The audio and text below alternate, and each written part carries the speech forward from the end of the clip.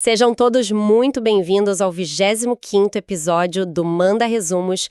Estou muito animada para o papo de hoje. Esse é o nosso espaço dedicado à preparação pesada para concursos públicos. E hoje o foco é um daqueles temas que, separam quem realmente domina a legislação de quem fica pelo caminho na Cefaz Pará. Com certeza. Olá, é um prazer estar aqui de novo e esse é um assunto denso, né? Muito. Nosso objetivo hoje é fazer um mergulho profundo, um verdadeiro dossiê sobre o ITCD, o Imposto sobre Transmissão, Causa Mortes e Doação. Exato.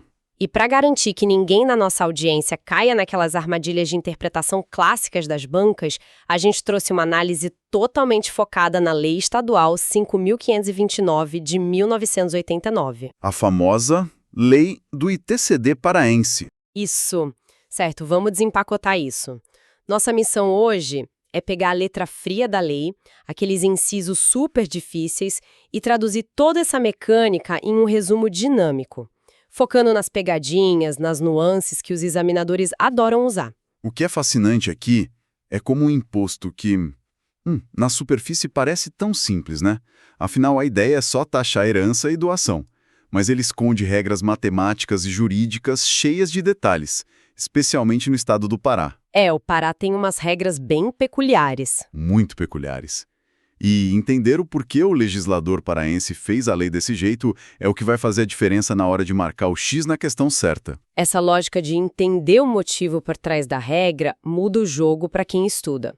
E o ponto de partida inegociável para isso é o fato gerador.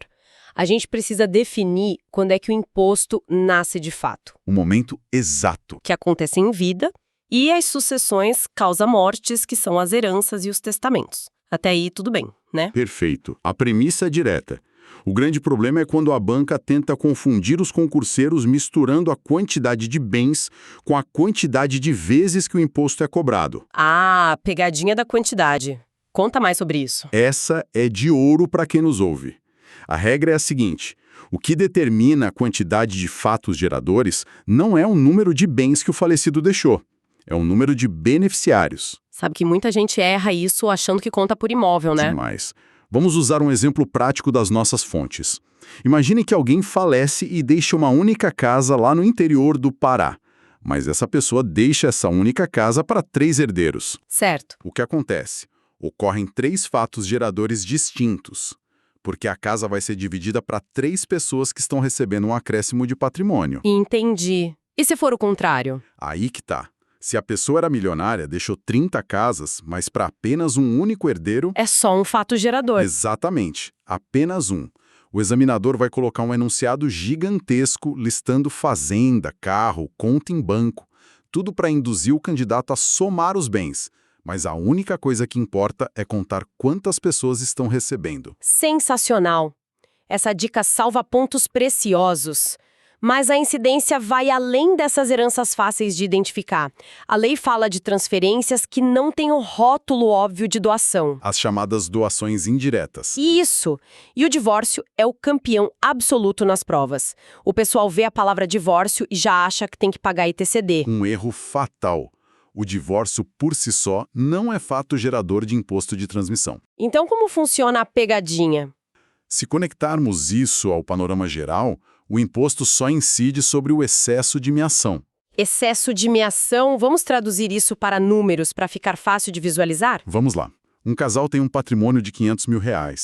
Metade para cada um daria R$250 mil, correto? Correto. Mas no acordo do divórcio, um deles fica com uma casa de 350 mil e o outro com 150 mil em dinheiro.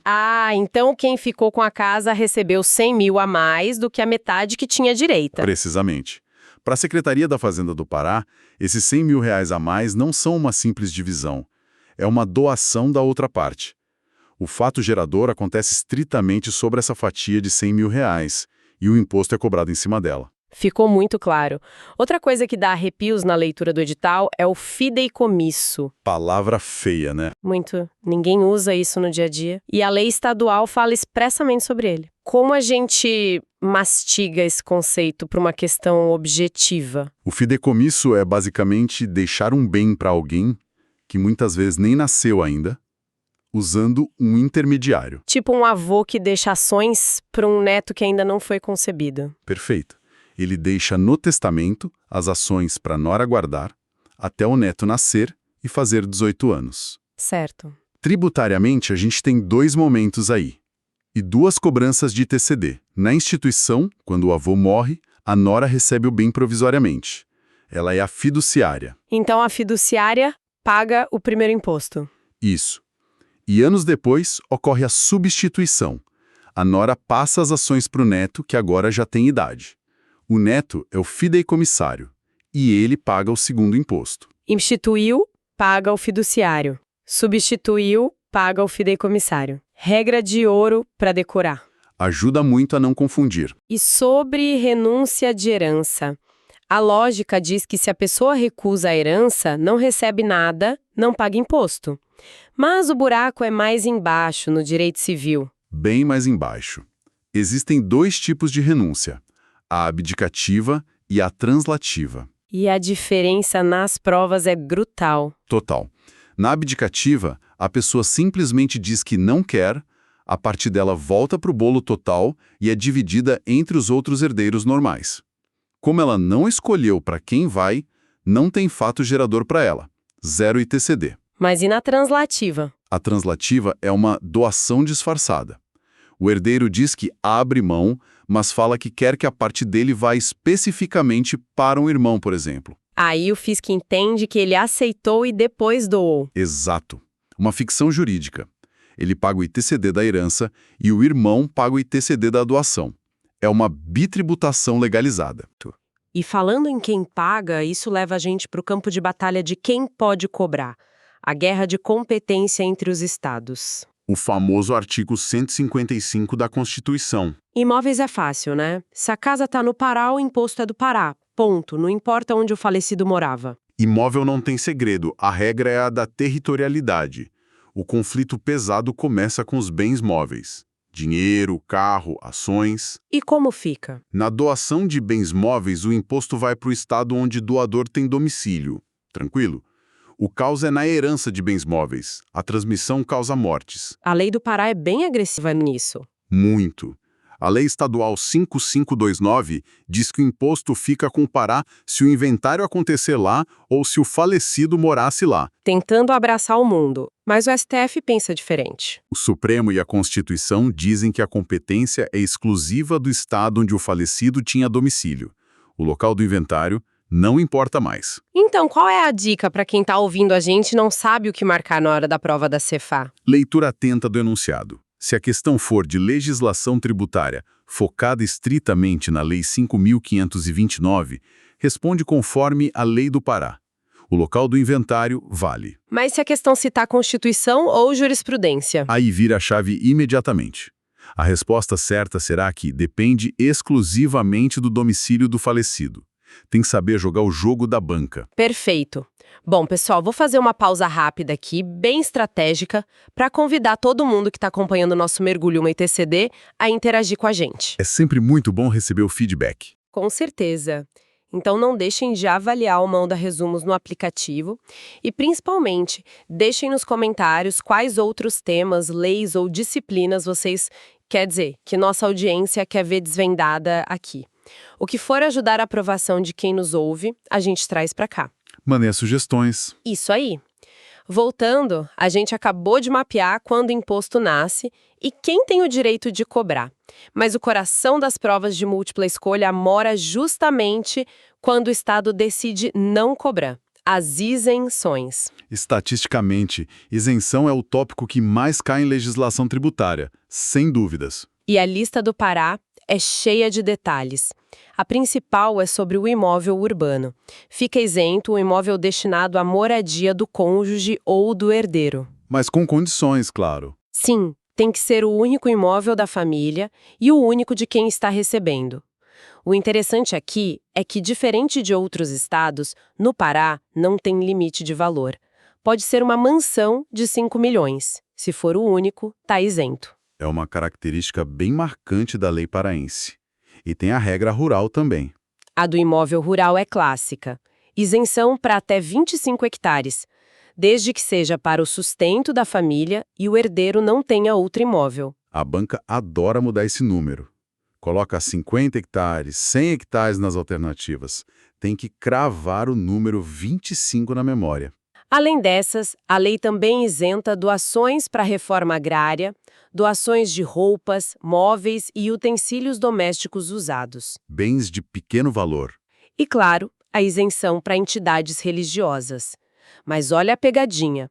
O imóvel doado precisa ser para uma entidade domiciliada no Pará, e os recursos devem ser aplicados no próprio estado. Se doar uma fazenda no Pará para uma igreja que só atua no Rio de Janeiro, o imposto vai ser cobrado sem dó. É uma trava de retenção de capital. Aqui é que a coisa fica realmente interessante, porque essa lógica de segurar o dinheiro no estado aparece também em quem vai pagar a conta, o contribuinte. O sujeito passivo. A regra é que quem recebe a herança ou a doação é quem paga. Mas a lei do Pará tem uma exceção de ouro. E se a pessoa que recebe a doação, o donatário, morar fora do Pará... Essa é a inversão de responsabilidade. Se o donatário mora em outro estado, o fisco do Pará não vai querer ter o trabalho e o custo processual de cobrar alguém lá longe. Então, sobra para o doador. Exatamente. O contribuinte passa a ser o doador desde que ele more no Pará. A lei joga o problema para quem está dentro das fronteiras do estado, facilitando a execução fiscal. É genial e cruel ao mesmo tempo. E sobre o que esse imposto é calculado? A base de cálculo é o valor venal, o valor de mercado.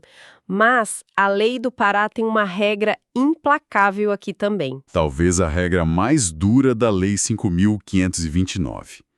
Não se deduzem dívidas de jeito nenhum. Nenhuma dívida? Nenhuma. Imagine que o falecido deixou uma casa de 100 mil reais, mas deixou junto uma dívida no banco de 30 mil. A intuição manda a gente fazer a conta e cobrar o imposto só sobre 70 mil, né? O patrimônio líquido. Mas o fisco paraense não quer saber de patrimônio líquido. O imposto incide sobre os 100 mil reais totais da casa. As dívidas não abatem a base de cálculo. O examinador vai criar histórias tristes na prova para tentar te convencer do contrário. Tem que ser frio na hora de responder. E sobre prazos? Como a gente decora tanto prazo diferente na lei? A dica de ouro para prazos nessa lei é focar em um número mágico, o número 15. 15 dias. Isso. Homologou o cálculo no inventário. 15 dias. Assinou contrato de doação particular. 15 dias. A grande maioria dos prazos de recolhimento orbita em torno de 15 dias. Simplifica muito a vida.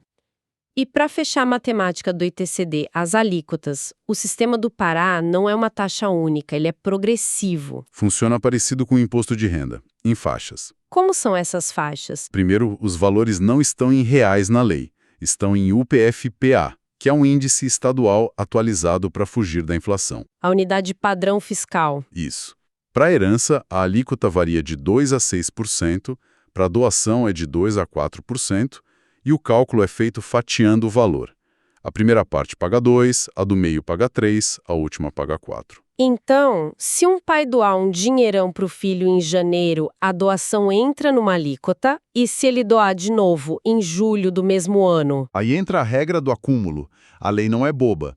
Ela impede que pessoas ricas fracionem doações para ficar sempre na alíquota de 2%. Entendi. Se o doador fizer várias doações para o mesmo beneficiário no mesmo ano civil, o auditor fiscal soma tudo. Se a soma atingir uma faixa maior, digamos 4%, o imposto é recalculado sobre o total nessa alíquota mais alta. Claro, deduzindo o que já pagou lá em janeiro para não bitributar. Exato. Mas a condição é clara, tem que ser no mesmo ano, do mesmo doador para o mesmo donatário. Se a doação de julho for para outro filho, a conta zera e começa tudo separado. Então, o que tudo isso significa? Significa que a aprovação para auditor ou fiscal da Cefaz Pará mora exatamente nesses detalhes. Dominar o fato gerador, saber olhar para os beneficiários em vez dos bens. Ficar atento à competência dos bens móveis e a diferença entre o texto da lei e o STF. Decorar os 25 hectares da isenção rural e, pelo amor de Deus, nunca esquecer que o Pará não perdoa dívidas na base de cálculo. É a receita do sucesso na prova. Bom, a gente vai ficando por aqui. Agradeço imensamente a companhia de todos os estudantes e concurseiros que nos acompanharam. Continuem focados, revisem essas marcações na lei e fiquem ligados para não perderem os próximos episódios da nossa reta final. Foi excelente. E isso levanta uma questão importante, uma reflexão para quem vai ser o futuro fiscal do Estado. Se a lei proíbe o abatimento das dívidas na base de cálculo, o herdeiro não acaba pagando imposto sobre uma riqueza que, na verdade, não existe para ele? É verdade. Se a dívida quase empata com o valor da casa, a família tem que vender o bem, pagar o banco e, no fim, o imposto foi cobrado sobre uma ilusão financeira. Até que ponto a sede de arrecadar respeita a real capacidade de pagar do cidadão? Fica essa reflexão para o pessoal de casa além do gabarito. Bons estudos a todos e até a próxima.